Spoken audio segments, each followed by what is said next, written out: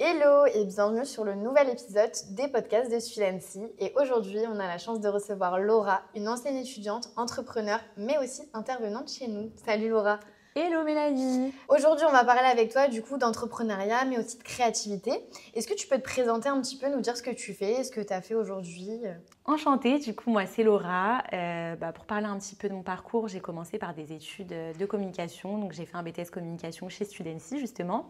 Ensuite j'ai choisi de faire un bachelor un petit peu plus orienté dans le digital, tout ce qui est communication et marketing digital. Puis je me suis spécialisée dans le design en master. Et à la suite de mes études, je me suis lancée dans l'entrepreneuriat et j'ai créé mon entreprise Logo Designer. Super, effectivement, on a appris ça de toi. Est-ce que tu peux nous raconter un petit peu ce que tu fais avec Logo Designer? Comment ça se passe? Comment tu t'es lancée? Pourquoi? Écoute, ça s'est fait un petit peu naturellement. J'avais pas forcément pour vocation de me lancer absolument dans l'entrepreneuriat. On va dire que ça s'est fait étape par étape. J'ai commencé au début à faire des petits logos visuels pour les réseaux sociaux à droite à gauche pour des gens que je connaissais. Et je me suis dit, à la suite du coup de mes études, de mon alternance, je devais chercher un travail, un CDI. Et en attendant de trouver, je me suis dit pourquoi pas essayer de proposer mes services. J'ai rien à perdre, j'ai du temps.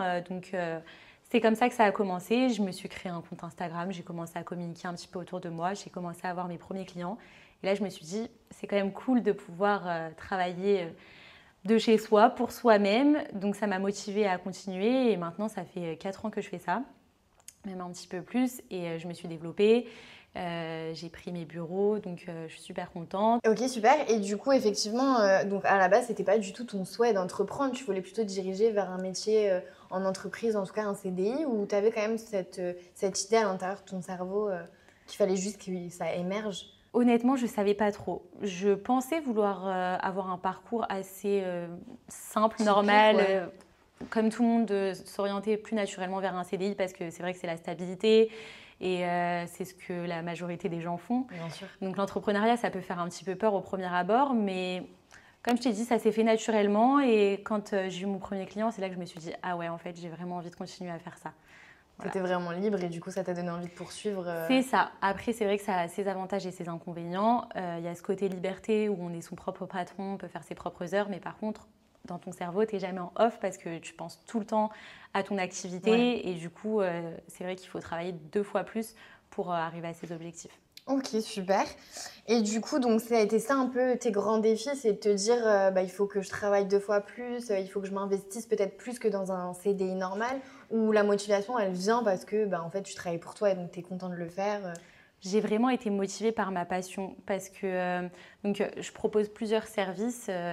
Oui, d'ailleurs, est-ce que tu peux nous en parler? Parce qu'on rentre dans le vif du sujet, mais en vrai, on ne sait pas trop ce que tu fais avec C'est Logo ça. Designer. Du coup, je propose tout ce qui est identité visuelle, donc création de logos, etc. Donc la partie plutôt design graphique. Ouais, ok. Je propose aussi la création de sites internet et tout ce qui est stratégie de communication digitale pour les réseaux sociaux, etc.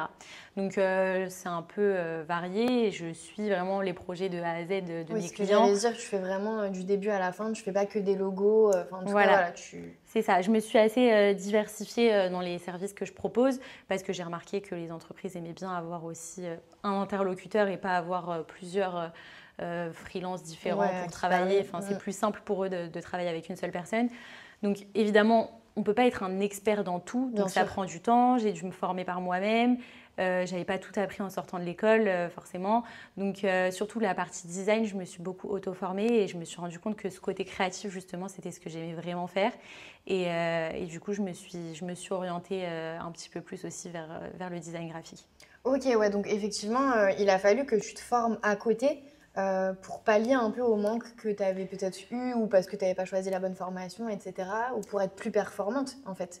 En fait, de par mes expériences en alternance, j'avais acquis quand même quelques compétences en entreprise par rapport à la réalité du terrain. Mais c'est vrai que quand tu te retrouves seule face à toi-même et que tu dois aller chercher tes propres clients, etc., là, tu dois un peu mettre toutes les casquettes sur ta tête, Ouais. la partie commerciale pour aller chercher justement les clients.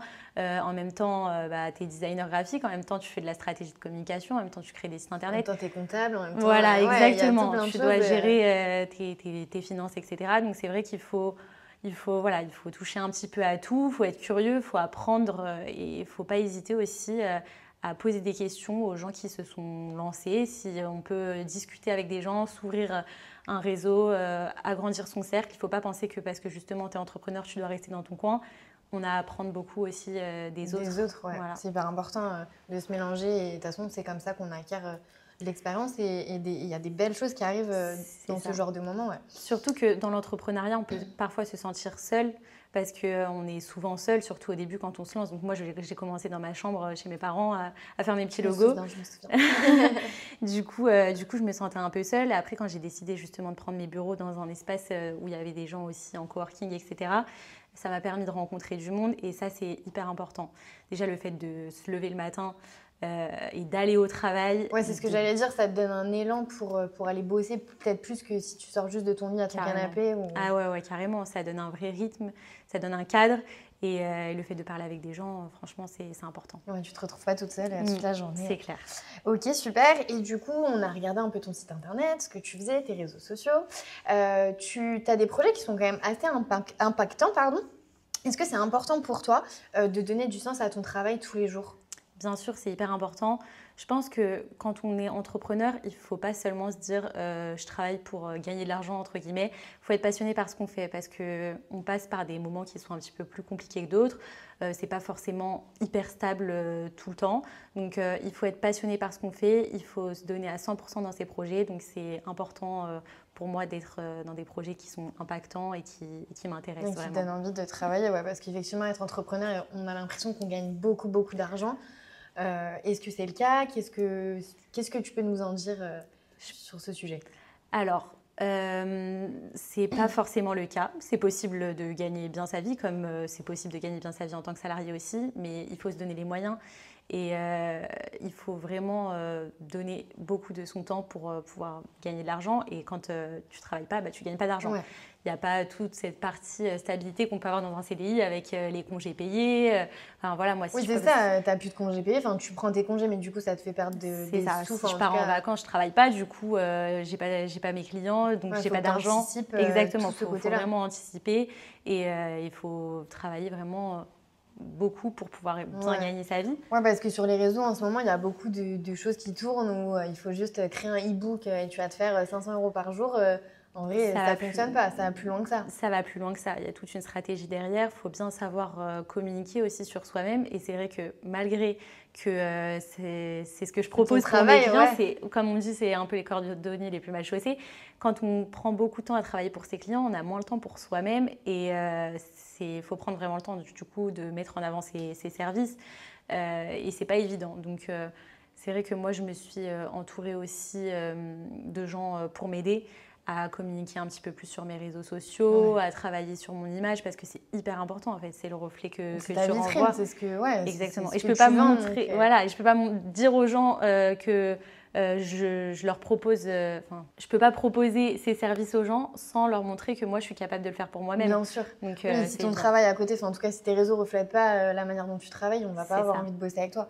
Ouais, je comprends. C'est plus compliqué de parler de soi que de parler des autres de toute façon. Vraiment, toujours. Est-ce que tu peux donner un conseil, peut-être, un conseil qui t'a servi à un étudiant qui a envie de se lancer dans l'entrepreneuriat ? Je lui dirais qu'il faut croire en son projet, qu'il faut croire en ses rêves. C'est un peu cliché, mais il faut aller jusqu'au bout des choses, mais il ne faut pas penser que c'est facile. C'est vrai que de plus en plus, aujourd'hui, les jeunes, ils ont cette envie d'entreprendre qu'il y avait moins avant. Parce qu'on ne nous en parlait pas forcément, c'était pas forcément une option. C'était pas dans les mœurs, il fallait avoir un CDI, avoir ton mariage, ton truc, ton machin, il n'y avait pas toute cette liberté qu'on a aujourd'hui. C'est ça, donc il faut être conscient que ça nous accorde une certaine liberté, certes, mais d'un autre côté, c'est aussi beaucoup d'investissement personnel, il faut être passionné par ce que tu fais, et si tu fais ça juste pour gagner de l'argent, c'est pas forcément la bonne solution. Ça va pas tenir sur le long terme. Voilà, il faut vraiment se donner les moyens d'y arriver et établir des objectifs, un vrai projet qui tient la route. Ok, super. Donc ça, c'était ta partie entrepreneur. Mais tu n'as pas que cette corde à ton arc parce que Laura, elle est aussi intervenante chez nous, chez Studency. Elle a quelques classes pour lesquelles elle enseigne du coup la formation communication digitale, c'est ça ? C'est ça. Ouais. Est-ce que tu peux nous en parler un petit peu, nous dire pourquoi tu t'es tournée vers cette profession d'intervenante et qu'est-ce que ça t'apporte au quotidien ? Bien sûr. Alors en fait, donc moi, comme je vous ai dit, j'ai été étudiante chez Studency. Donc, en repensant à mes années d'étudiante, je me suis dit que ça pourrait être très enrichissant pour moi de passer par cette case aussi de transmission, de formation, parce que j'avais ce besoin aussi de contact avec des gens. Donc c'est vrai, comme j'ai dit, qu'on peut se sentir parfois un petit peu seul quand on travaille en tant qu'entrepreneur. Et je trouve ça hyper enrichissant. Parce que j'ai dit aussi qu'on pouvait apprendre de tout le monde.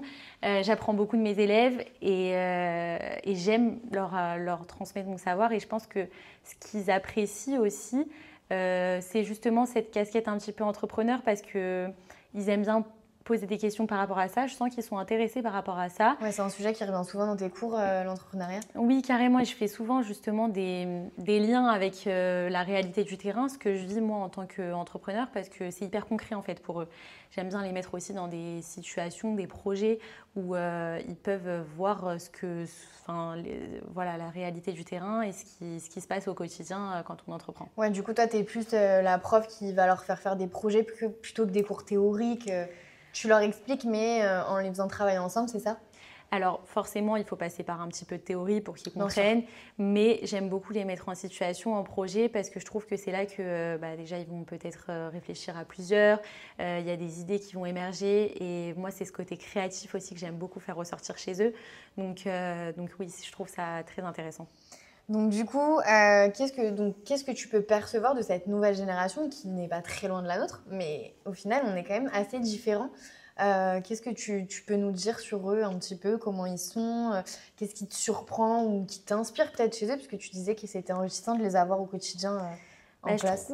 Je trouve qu'ils sont très curieux par rapport justement à ce côté entrepreneurial qu'il n'y avait pas forcément à notre époque. Ils ont des projets, ils ont envie de faire des choses. Donc c'est ça qui est intéressant, je trouve. Ouais, pour leur génération, c'est vrai que... Mais je pense que c'est par les réseaux sociaux, tout ce qu'on peut voir, en vrai, ça les incite à être beaucoup plus libres et beaucoup plus... comment dire ils sont vachement dégourdis, quoi. Ils ont envie d'aller voir d'autres choses que nous, on n'avait peut-être pas envie d'aller voir à l'époque. C'est ça, je pense qu'ils ont plus... Je parle comme si on avait 40 ans. Non, mais je pense qu'ils ont plus cette soif de liberté. Après, je veux qu'ils comprennent, si je peux leur donner un conseil, que certes, du coup, comme on a dit... On a une certaine liberté, mais c'est vrai que l'entrepreneuriat, c'est pas que ça. Et il ne faut pas penser que sur les réseaux, parce qu'on te dit tu vas gagner 10 000 € par mois en vendant telle formation. Enfin voilà, c'est pas forcément le cas, quoi. C'est ce que les pauvres, on leur vend, mais n'écoutez pas parce que ce n'est pas vrai. Il faut travailler. Mais ok, super. Donc c'est quelque chose qui t'enrichit au quotidien et tu es contente d'avoir aussi ajouté cette corde-là, en tout cas à ton arc ou pas? Je suis super contente. Je voudrais même continuer par la suite à le faire parce que je trouve que ça m'apporte un bon équilibre. À la fois, j'ai mon côté entrepreneur, à la fois mon côté formatrice et je m'épanouis vachement là-dedans. Ouais. Voilà. Donc là, on parle un petit peu de ton côté formatrice, comme tu l'as dit. Est-ce que du côté peut-être entrepreneurial ou formation, tu aurais un projet ou une ambition à venir dont tu pourrais nous parler? Écoute, pas forcément un gros projet en particulier, mais j'espère pouvoir continuer à développer mon entreprise, peut-être agrandir un petit peu mon équipe et aussi continuer cette partie formation. Voilà, comme je t'ai dit, je trouve ça hyper épanouissant d'avoir un petit peu ces deux casquettes, donc j'aimerais vraiment que ça continue dans ce sens-là. Ouais, je comprends. Et j'ai une petite question pour toi. Si tu devais glisser un message à la Laura d'il y a, on va pas dire 10 ans, mais d'il y a quelques années, qu'est-ce que tu lui dirais? Waouh, je pense que la Laura d'il y a 10 ans, si on lui avait dit qu'elle allait se retrouver à la place de la professeure quand elle était étudiante, elle n'y aurait jamais cru. Mais je lui dirais de croire en elle parce que c'est vrai que mon parcours était plein de surprises. J'aurais pas forcément pensé faire tout ça aujourd'hui. Ouais. Et au final, je suis assez fière de mon parcours. Donc, je lui dirais de croire en elle.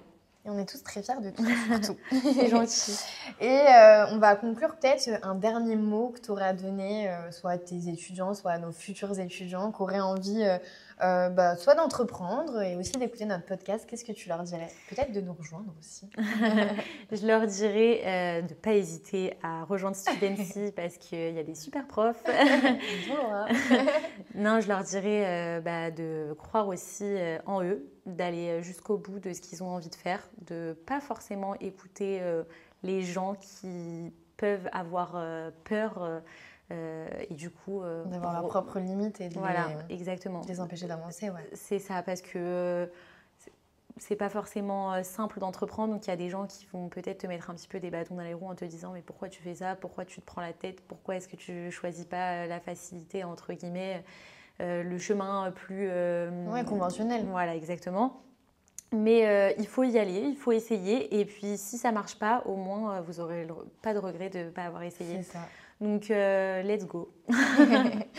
Mais en tout cas, merci beaucoup Laura d'être venue partager tout ça avec nous.